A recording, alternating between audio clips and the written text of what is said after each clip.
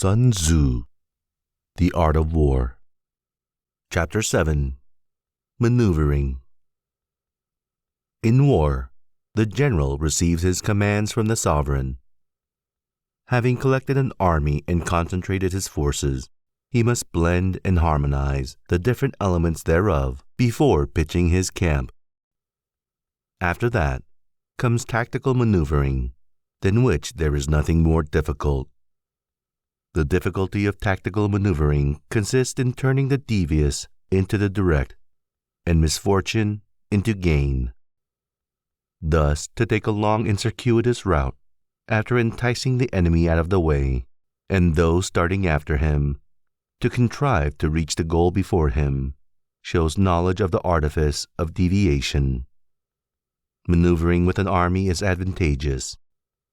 With an undisciplined multitude, most dangerous. If you set a fully equipped army in march in order to snatch an advantage, the chances are that you will be too late. On the other hand, to detach a flying column for the purpose involves the sacrifice of its baggage and stores. Thus, if you order your men to roll up their buff coats and make forced marches without halting day or night, covering double the usual distance at a stretch, doing 100 li in order to wrest an advantage, the leaders of all your 3 divisions will fall into the hands of the enemy. The stronger men will be in front, the jaded ones will fall behind, and on this plan, only 1/10 of your army will reach its destination.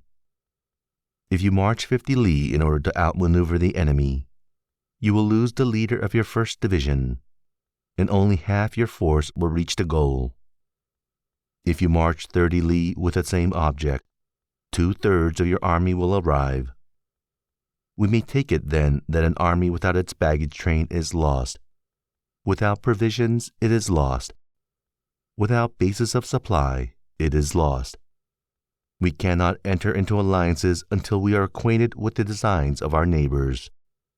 We are not fit to lead an army on the march unless we are familiar with the face of the country, its mountains and forests, its pitfalls and precipices, its marshes and swamps.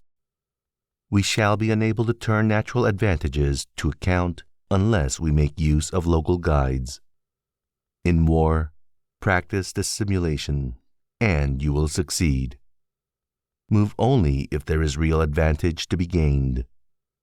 Whether to concentrate or to divide your troops must be decided by circumstances. Let your rapidity be that of the wind, your compactness that of the forest. In raiding and plundering, be like fire, in immovability like a mountain. Let your plans be dark and impenetrable as night, and when you move, fall like a thunderbolt. When you plunder a countryside, let the spoil be divided amongst your men. When you capture new territory, cut it up into allotments for the benefit of the soldiery. Ponder and deliberate before you make a move. He will conquer who has learnt the artifice of deviation.